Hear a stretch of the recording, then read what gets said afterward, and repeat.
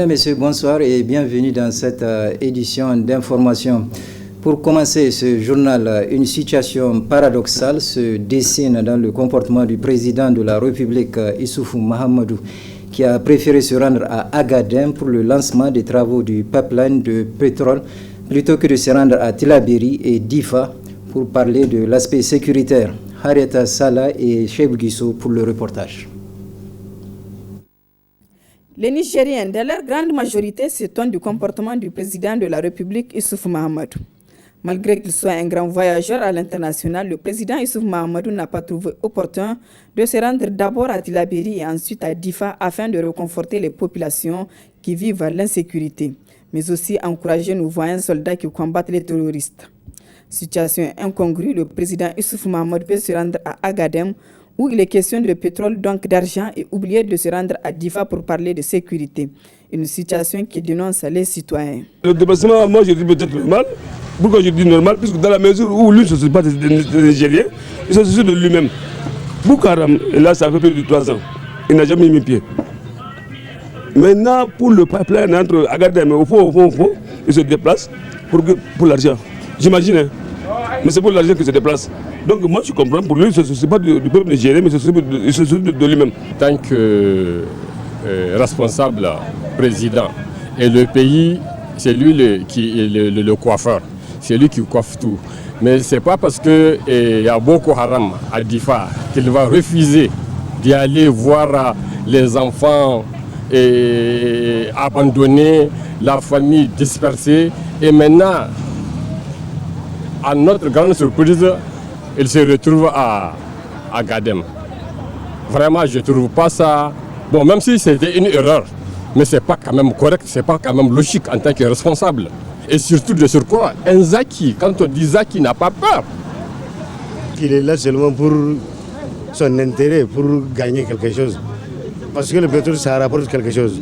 Et même ce pétrole-là, est-ce que nous, on a vu ça, hein? Nous, chaque fois, on dit qu'il y a pétrole au Niger, mais on n'a rien vu. Et alors que Boko Haram est en train de tuer les gens là-bas, là. Il n'a jamais été là-bas, là.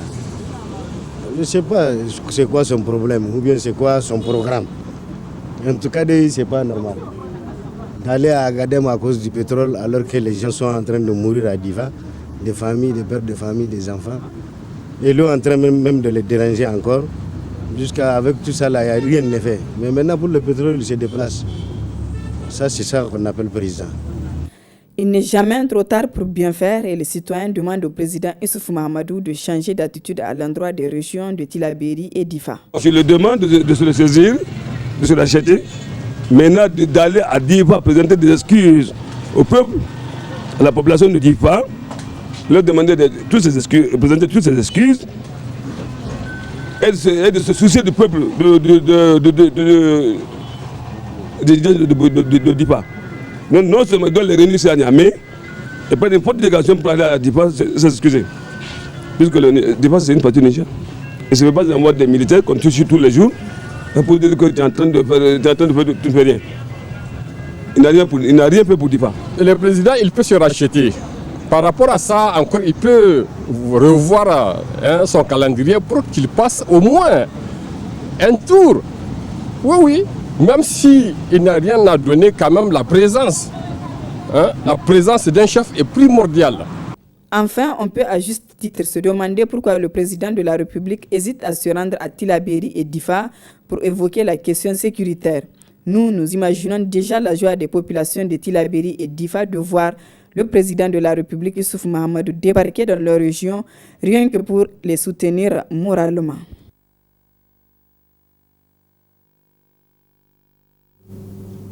Une sorte de régression s'est emparée des gens dans leur relation avec l'usage du français au point de le parler très mal. L'exemple a été donné par le ministre Kassoum Mokhtar lors d'une cérémonie. Détail dans le reportage qui va suivre. Le français est notre langue officielle que nous avons héritée de la colonisation et qui est actuellement la langue de travail utilisée pour enseigner, mais aussi dans le fonctionnement de l'ensemble de nos administrations. Alors les professeurs de français et beaucoup de Nigériens ont trouvé déplorable et inacceptable l'erreur monumentale commise par Kassoum Mokhtar alors qu'il prononçait un discours. Tenez-vous bien, Le ministre Kassoum Mokhtar, qui a oublié que l'improvisation est un art redoutable, s'est embourbé dans son discours au point de trouver que le pluriel de capitale, parlant de la ville principale d'un pays, c'est capitaux. Une faute impardonnable que même un bon élève de l'école primaire n'osera pas commettre. Cette belle capitale, cette belle ville qui fait aujourd'hui notre fierté, qui fait que nous n'avons aucun complexe. Nous n'avons aucun complexe par rapport aux autres capitaux, par rapport... Cette faute grave prononcée par le ministre Kassoum Mokhtar pose concrètement la problématique du choix des ministres qui doivent siéger au sein d'un gouvernement. Que les gens se rappellent, en son temps, le feu président Seyni Kounché n'amenait pas n'importe qui au gouvernement. Les ministres de Seyni Kounché étaient respectés pour leurs compétences et leur maîtrise de la langue de travail qu'est le français. La bourde du ministre Kassoum Mokhtar est inqualifiable et il n'est pas de trop de dire au ministre Kassoum Mokhtar d'engager un professeur de français pour qu'il lui apprenne le pluriel des mots. Enfin, qu'on soit ministre ou pas, nous avons le devoir de bien parler le français qui se trouve être un excellent outil de travail. Du reste, il n'est pas exagéré aussi de demander une évaluation des membres du gouvernement pour aller dans le sens de la dynamique amorcée par le ministre d'Ordre Malam Marté qui avait évalué les enseignants contractuels. Ensuite, le Fonds monétaire international a publié un rapport d'enquête menée au Niger sur la bonne gouvernance. Ce rapport a relevé une amélioration de la gouvernance et le renforcement de la lutte contre la corruption. Hassan Saleh Mustafa et Halid Bourema pour le reportage. La lutte contre la corruption est l'un des chevaux de bataille du président de la République Issouf Mahamadou depuis son accession à la magistrature suprême du Niger. De 2011 à 2018, beaucoup d'efforts ont été consentis dans ce sens. Mais le phénomène de la corruption prend de l'ampleur selon le Fonds monétaire international FMI à travers un rapport de référence qui date de juin 2019. Il devrait quand même se dire, bon, pourquoi nous avons aujourd'hui fait les efforts nécessaires pour prendre les textes qu'il faut, pour mettre les institutions qu'il faut, mais qu'aujourd'hui, en 2019, et tout récemment, le 13 juin, le rapport encore du FMI sur l'état de gouvernance nous fait se ressortir clairement et d'une manière cruelle que la corruption reste répandue et enracinée. Ça, c'est des termes extrêmement graves. Elle reste répandue. C'est-à-dire que tous les secteurs de la vie nationale sont concernés. Et enracinée, c'est-à-dire qu'elle va en profondeur. Au début, si elle était à 1 mètre, maintenant elle est partie à 2 ou 3 mètres. C'est ça ce que ça veut dire, terre à terre. Donc c'est comme si rien n'est fait. Et effectivement, rien ne sera fait tant que je vous dis qu'il n'y aura pas de sanctions. Les secteurs publics les plus touchés par la perception de la corruption au Niger sont entre autres la douane, les services des impôts, la police nationale, la gendarmerie ou encore l'éducation selon le rapport de la FMI. Les conséquences de cette pratique sont énormes sur l'économie nationale, ajoute l'économiste. Mais au niveau national, je vous ai dit que beaucoup de réalisations ne peuvent pas se faire. Si l'État pense ou compte avoir des recettes, n'est-ce pas, pour exécuter telle ou telle classe dans telle ou telle région, ou pour construire tel hôpital, ou pour construire telle route, et que ces recettes ne sont pas obtenues parce qu'il y a une corruption au niveau de la douane, ou dans un autre système où l'État atteint de l'argent, mais ça veut dire que tout ce qu'il a prévu de faire là n'aura pas lieu. C'est tout simplement ça. Et c'est ça la conséquence économique. Parce que la conséquence économique, c'est qu'il y aura une rareté des ressources au niveau de l'État. Ou bien il y aura une rareté des ressources au niveau des privés. N'est-ce pas? Ce qui fait que donc chacun va en sentir les conséquences. Au-delà des conséquences économiques, il y a les conséquences sociales, il y a les conséquences morales. La corruption est très dangereuse. Et tout simplement pour qu'on mette fin à la corruption, il faut punir. Les autorités nigériennes pourraient lutter contre la corruption en accélérant la mise en œuvre de la législation anticorruption. Pour ce faire, il faut renforcer les institutions chargées de lutte contre cette pratique, améliorer l'intégrité et l'efficience du système judiciaire, etc., précise FMI dans son rapport. Une commission nationale d'organisation pour le Salon international de l'artisanat pour la femme, SAFEM 2019, a été mise en place ce matin. Un salon qui se tiendra du 29 novembre au 8 décembre 2019. Compte rendu Asma Ousseidou et Aboubakar Souley. Artisanat et entrepreneuriat des femmes, solutions innovantes pour l'emploi et le développement durable. C'est le thème retenu pour la 11e édition du Salon international de l'artisanat pour la femme SAFEM.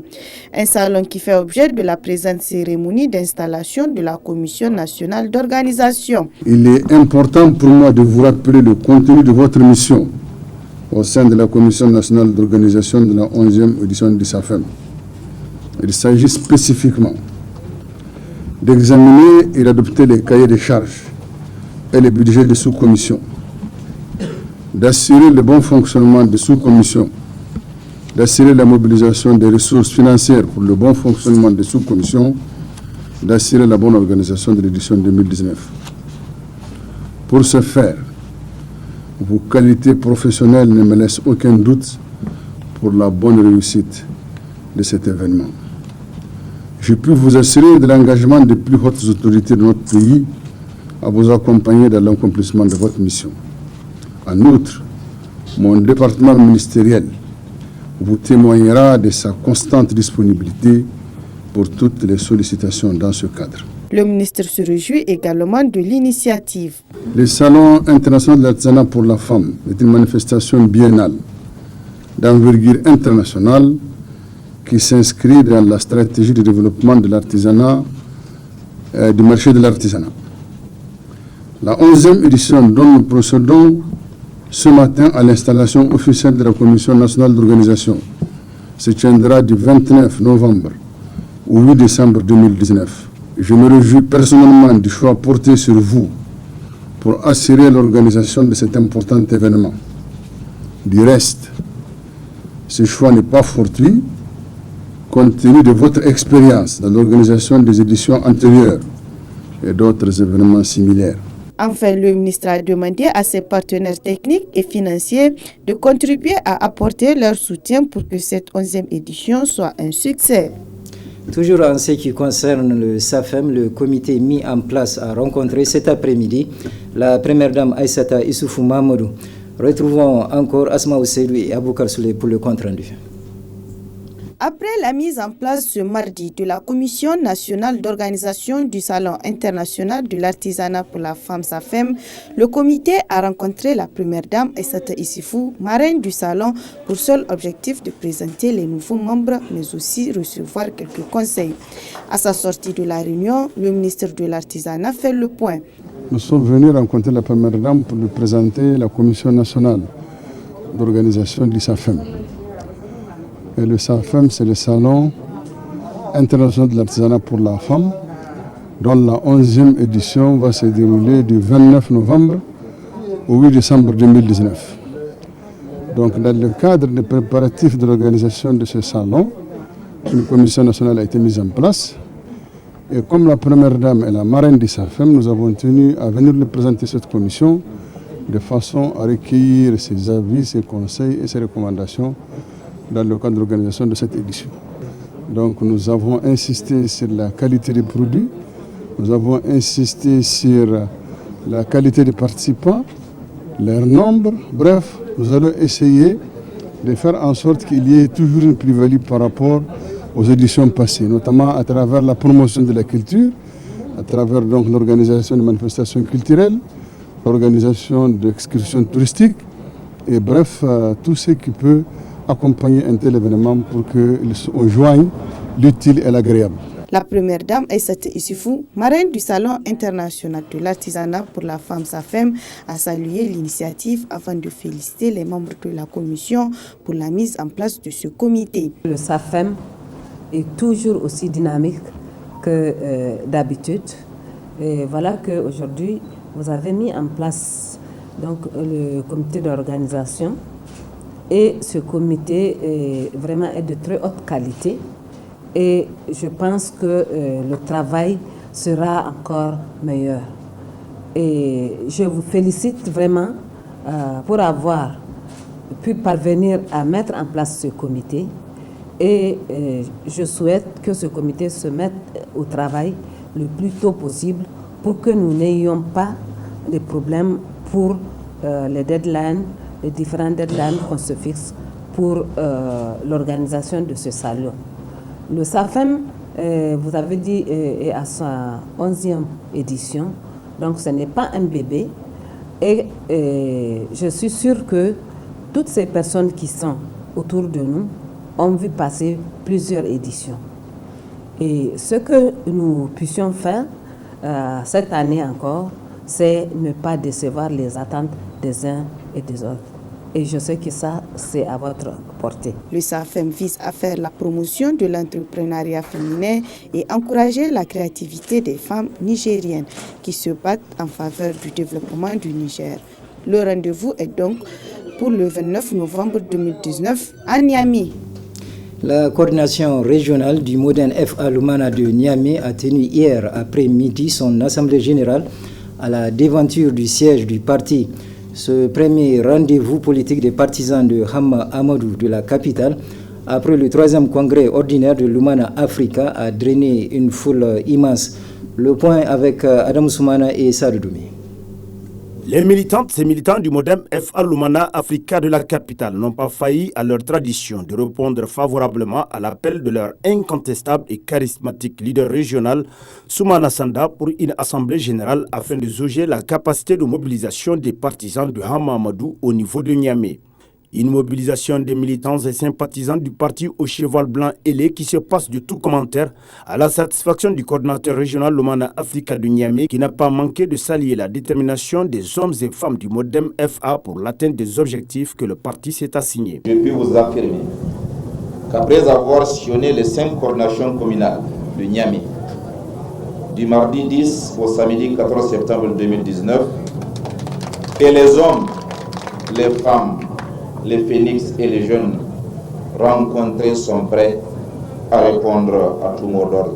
D'ores et déjà, la mobilisation pour la marche suivie du meeting du FRDD du 28 septembre 2019 a commencé et se poursuivra pour que ce jour-là, la capitale soit noire de monde, Inch'Allah. Monsieur le Président du Conseil national de coordination, les militantes, les militants, les sympathisantes et les sympathisants du Modène FA Lumana m'ont chargé de vous faire part de leur engagement et de leur détermination à faire aboutir à n'importe quel prix l'objectif de faire du fondateur du parti Son Excellence Hamma Amadou candidat et Inch'Allah futur président de la République du Niger. Ils sont impatients et n'accepteront jamais qu'on envisage un tant soit peu un processus électoral sans Hamma Amadou, qui porte nos couleurs avec un programme pragmatique et ambitieux pour notre cher pays, dans le même état d'esprit, le Niger d'abord.